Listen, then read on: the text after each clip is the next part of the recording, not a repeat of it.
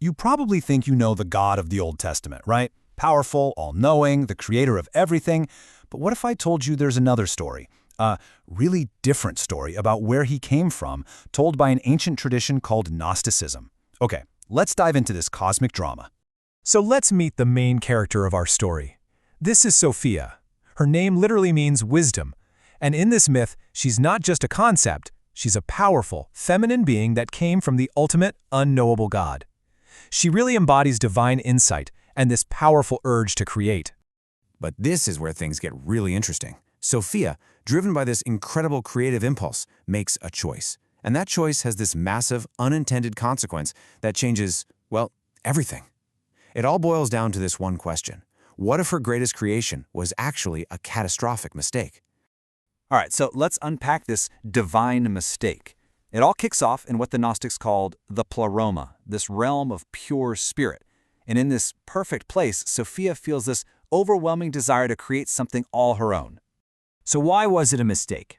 Well, in the Gnostic view, creation is supposed to be a team sport, a balanced act. But Sophia, she goes it alone. She acts without her divine partner and without getting the okay from the top, the supreme God. And because she did it all by herself, this imbalanced act produces something imperfect, a being that's flawed and totally ignorant of where it truly came from. And this creation, it has a name. Yaldabaoth. Sophia is so ashamed of her imperfect offspring, basically, that she casts him out of the divine realm. She hides him away in his own little bubble, completely cut off from the higher spiritual reality. Now, this is absolutely the key. Gnostics didn't just call him Yaldabaoth, they give him a title, the Demiurge. It basically means lesser creator. And here's the most radical part, the claim that got them in so much trouble. They said this flawed, ignorant Demiurge, that's Yahweh, the God of the Old Testament. Okay, so what does this new, flawed God do? Well, cast out and totally on his own, the Demiurge starts to create his own little world, with no clue that there's anything bigger or better out there. And this is what you have to understand about him. Because he was born outside of that perfect spiritual realm, he's fundamentally blind. He literally can't see his own mother, Sophia, or the true God that exists above him. His entire reality is just what he can make himself. And this right here shows you the huge disconnect. In his own mind, the Demiurge is shouting, "I am the only God." But the Gnostic reality, he's like a middle manager who thinks he's the CEO of the whole corporation. He's mistaken his small kingdom for the entire cosmos. So he gets to work, and he's using this spark of divine power that he basically stole from his mother Sophia, even though he doesn't know it. With that power, he creates our physical material universe, but it's just a flawed copy of the spiritual world he can't see. And then he creates his own little hierarchy of angels, or archons, to rule it for him. But wait, the story isn't over. Sophia sees what's happened, and she realizes she has to do something.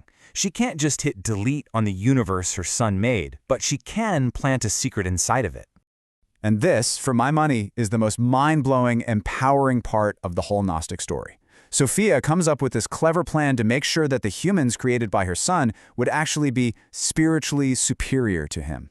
And how does she do it? She breathes a tiny piece of her own divine self, a divine spark, right into Adam, the first human.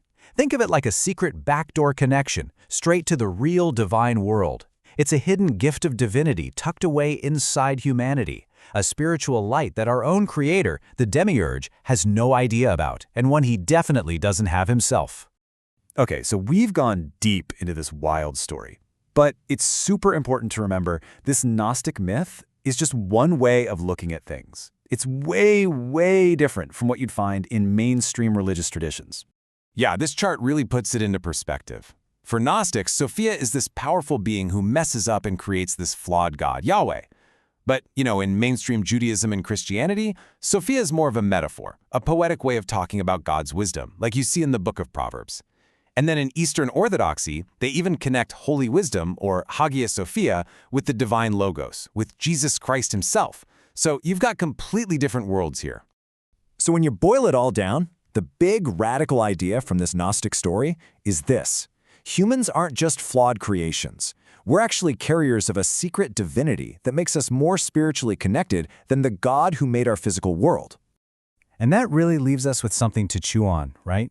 This wasn't just some ancient bedtime story. It was a whole worldview. So what if you took that idea seriously for a second? The idea that you have a divine spark hidden inside you.